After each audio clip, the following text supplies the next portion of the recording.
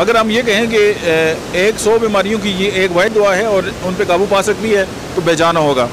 उसकी basic reason ये है कि ये बेसिक होम्योपैथी की जो एंटी इन्फ्लेमेटरी जो ड्रग्स हैं, रेमेडीज़ हैं सॉरी, उनमें ये पाई जाती है, मतलब उनमें इसका शुमार होता है।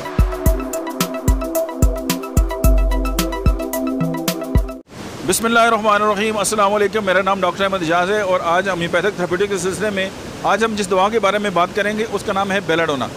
अगर हम ये कहें कि 100 बीमारियों की ये एक वाहिद दवा है और उन पर काबू पा सकती है तो बेजाना होगा।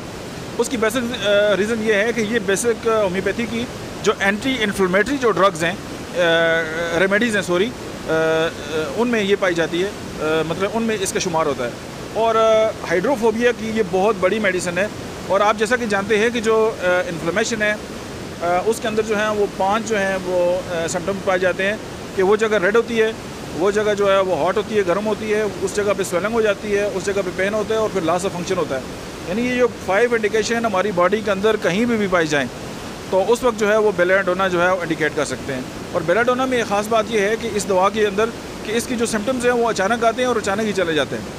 अच्छा, फिर इसमें जो है वो तशन्नुज पाया जाता है और ये अगर दिमागी सोजिश हो, उसके अलावा हज़ियान, पागलपन, मतलब हाइड्रोफोबिया जिसको कहते हैं, और इंसान जो है वो पानी से डरता है। उसके अलावा जो है सर के जो असाबी दर्द हैं, उसके अलावा खुश्क खांसी है।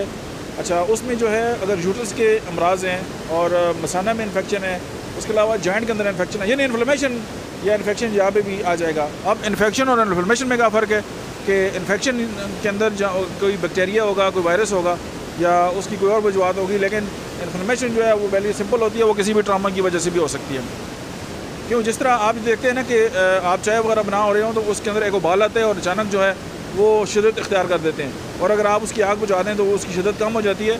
इस दवा के अंदर भी अचानक तकलीफ़ आती है, अचानक तकलीफ़ ख़त्म हो जाती है। और फिर इसका पेशेंट जो है वो इतना सेंसिटिव होता है कि वो टच करना जो है उसके लिए जो है वो बहुत ज़्यादा मतलब है कि परेशान कन होता है। और ये जितने भी इन्फ्लेमेशन हैं उनका जो एक्यूट दर्जा है उसमें पाई जाती है। और फिर इसमें एक ख़ास बात यह है कि पेशेंट जो है वो उसका जो दौरान खून है वो सर की तरफ ज़्यादा होता है। अगर आपके पास कोई टॉन्सिल का पेशेंट आए और अगर आप उसके हाथ और पाँव देखें, फील करें तो वो दोनों ठंडे होंगे, लेकिन अगर आप सर पे हाथ लगाएं तो वो तप रहा होगा, यानी बहुत ज़्यादा गर्म होगा। और उसकी बेसिक रीज़न है कि अगर उसके गले के अंदर इन्फेक्शन है तो दौरान खून जब सर की तरफ ज़्यादा होते हैं तो बेलाडोना जो है वहाँ पर भी इंडिकेट होती है। अगर पूरी बॉडी जो है वो गर्म है तो वहाँ पे हम फेरम फास्फोरिकम जो है उसको भी दे सकते हैं। अच्छा, कुछ लोग ऐसे होते हैं कि जिनको ड्रोने जो है वो ख्वाब आते हैं, अपने आप को मारते हैं, लेकिन वो गोंड गोंड पानी पीना और मतलब है कि बुखार जो है उसके साथ खुश्क खांसी, लेकिन जो सोने नहीं देता। अच्छा, फिर पेशेंट जो है वो अपने बिस्तर से जो है वो भागने की भी कोशिश करता है। अच्छा, मतलब है कि रात को 3 बजे जो है वो सिम्टम जो है वो अपीयर होते हैं और मोस्ट प्रॉबेबली और जो है वो इंसान की जो हालत है उसको अबतर कर देते हैं। और मतलब है हर किस्म की जो प्राइमरी जो इन्फ्लेमेशन है वो, और उसमें यह है कि जो गलबा खून है उसमें वो ज़्यादा होता है। अगर ये आ जाए तो आप ये समझिए कि एक्सट्रीम सेंसेशन टू टच, यानी वो टच जो है उससे बर्दाश्त नहीं होता, हेलुसिनेशन होता है, हाइड्रोफोबिया होता है। उसके अलावा बाइल्स जो हैं, ओटाइटिस मीडिया, क्योंकि ये सारी इन्फ्लेमेशन है, डिलीरियम है, एपिलेप्सी है।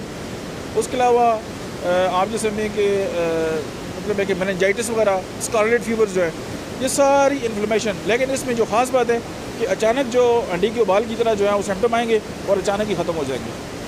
आज के लिए इतना ही। Thank you very much.